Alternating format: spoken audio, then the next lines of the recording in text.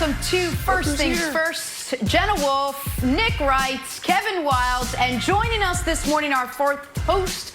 Moving forward, we got Brandon Marshall. Brandon, we are so excited to have you here. 13 seasons in the NFL, 6-time Pro Bowler. But this morning, my friend, this morning you are a rookie, and so we welcome you. I'm a rookie, and I have a quick question for you guys. Do I wear pants or no pants? Oh, always shorts. pants. Shorts. I'm going to take it.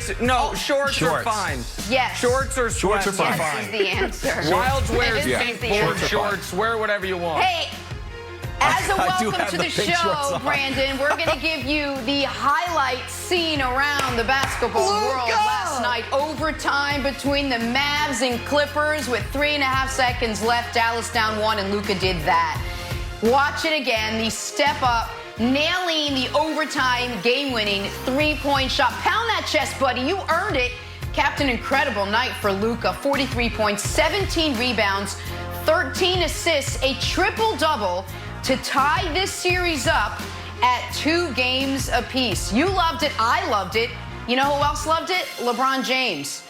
He tweeted this after the game, loving Mike Breen's famous bang-bang call on the buzzer beater. Steph Curry chiming in with, sheesh, Luka Doncic, that's ridiculous. Blouses. And D-Wade, wow.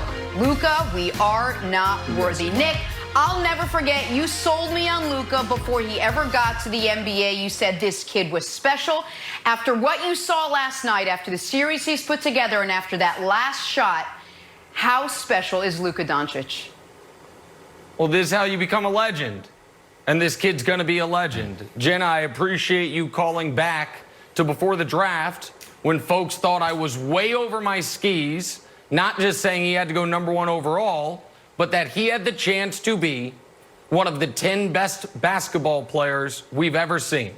And at every checkpoint of his career, at 16 years old, playing with 30-year-old grown men, at 18 years old, winning MVP of the second best basketball league in the world, and now at 21 years old, with a record-breaking triple-double and an iconic buzzer beater that will live forever. The stakes on that shot are 9 out of 10. The degree of difficulty on that shot is 9 out of 10. His individual performance in the game leading up to that shot is 10 out of 10.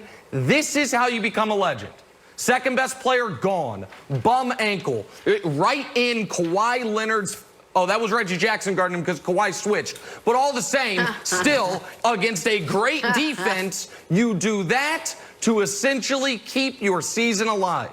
It is not hyperbole to talk about Luka's trajectory as one of the greatest players ever. Now, it's just a trajectory right now, but he entered the postseason, which is where legends are made, with a career high of 42 points. Game 1 of the postseason, he matched it, and Game 4 of the postseason, right there, he beat it with a walk-off. So, Brandon, there is no such thing as hyperbole today when it comes to what this young man did yesterday and what his future looks like, Brandon. Listen, no, it's not a trajectory. This is the real deal. This is the Luka train, and it's taken off. You're either on it or you're not. But he is the face of the NBA. LeBron, I love that you're tweeting him, but are you ready to give up that throne? Because Luka is here. Think about this, and let me see if I can get this right. Rick Carlisle last night said after the game, we know this kid acts and has a thing for the dramatic. He's a performer. He's also a great player. He lives for these moments. He's fearless. When's the last time we've heard a coach talk about player this way? That's the ultimate compliment for a player. This kid not only had a double-double, but this kid had a 40-point double-double, and he had 17 rebounds. That's the thing no one's talking about. No one's talking about the 17 rebounds. 43 points is easy. 43 points, anybody can do that. 17 rebounds, it shows the Mamba mentality. Way to celebrate and pay homage to the GOAT on his birthday, Kobe Bryant. Brandon, I'm glad you mentioned that. Do you know how many wins Kobe Bryant had in his playoffs? I'll tell you. 220. Do you know how many wins Jenna's favorite player, Danny Ainge, had playoff wins. 193. This is Luka's second win. Second win, I think it's fine to have a little bit of nuance here, and I reject Nick's idea that there's no such thing as hyperbole. It's his second win. It's fine. It's like listening to an album and saying, this might be one of the greatest albums I've ever heard. I said, really, Brandon? Well, what's your favorite song? He said, I don't know. I've only listened to 10 seconds of it. I heard boom, boom, boom, boom, boom. And I was like, this is one of the best albums I've ever heard in my life. Like, so, Nick, I'll throw it back to you. I just feel I reject the idea there's no such thing as hyperbole. Okay. I can make the argument that Donovan Mitchell had a better game yesterday. So we're talking all time. Donovan may have had the better day. Well, I reject your rejection. And at times, you listen to an album, and 30 seconds in, you're like, oh, go ahead, kids out there who only know this new version of Kanye. Turn on My Beautiful Dark Twisted Fantasy and see how many seconds it takes you to realize, oh, this might be the most perfect album ever created. Or for Wild's generation, I don't know, the Beatles' White Album or some nonsense like that. Sometimes you just know.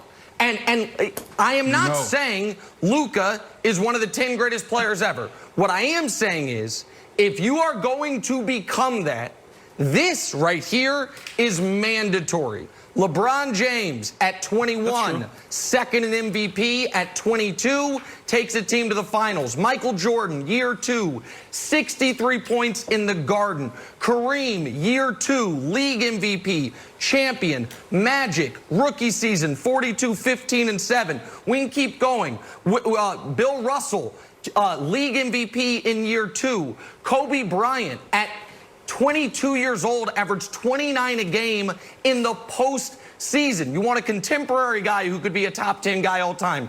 Kevin Durant, year 3, scoring champion in the league. If you want to be in this discussion, you have to have this type of start. And when you do have this type of start, and you have his pedigree, and you have his track record since he was 16 years old, and you're doing it against the Vegas favorites to win the title, Jenna, that's how you become one of the greatest players ever, by having this as part of your story. And, Nick, we should mention he did it without Kristaps Porzingis, who was a late scratch before they started. Now to the other side, the Clippers. And even though the series is tied, it feels like all the momentum has shifted to Dallas. I thought this was interesting after the game. Clippers head coach Doc Rivers with some pretty harsh criticism about his team. Take a listen to what he had to say. Honestly, I thought he got to lead and stop playing and give them credit. They kept playing. I thought that at the end of the second, that whole second quarter, they'll make it a run, get back in the game. Change the whole complexity of the game. But honestly, I thought we were very emotionally weak tonight, to be honest. Wow. Brandon, I'll ask you, what do you make of Doc Rivers saying his team was emotionally weak? You want to hear that from your head coach? That's the worst thing you can hear from your coach. You got to think about it. As an athlete, we pride ourselves on being this, these strong, machismo type guys. And when you hear a coach say emotional, like that just tells you that this team doesn't have what it takes. If I'm a player in that locker room right now, I'm taking this personal because my coach just told me that I'm weak, that I can't do it. So I think if I'm Paul George and I'm getting paid all this money, I'm going to coach and say, Coach, what do I need to do to get this thing back on the right track? That's not what you want to hear from a player. This is unbelievable. I've never seen a superstar and superstars play this way. This team was the favorite to win the championship, win it all. I don't like this, and if I'm in this locker room, I'm taking it personal. Coach cannot call you that. Can't say that.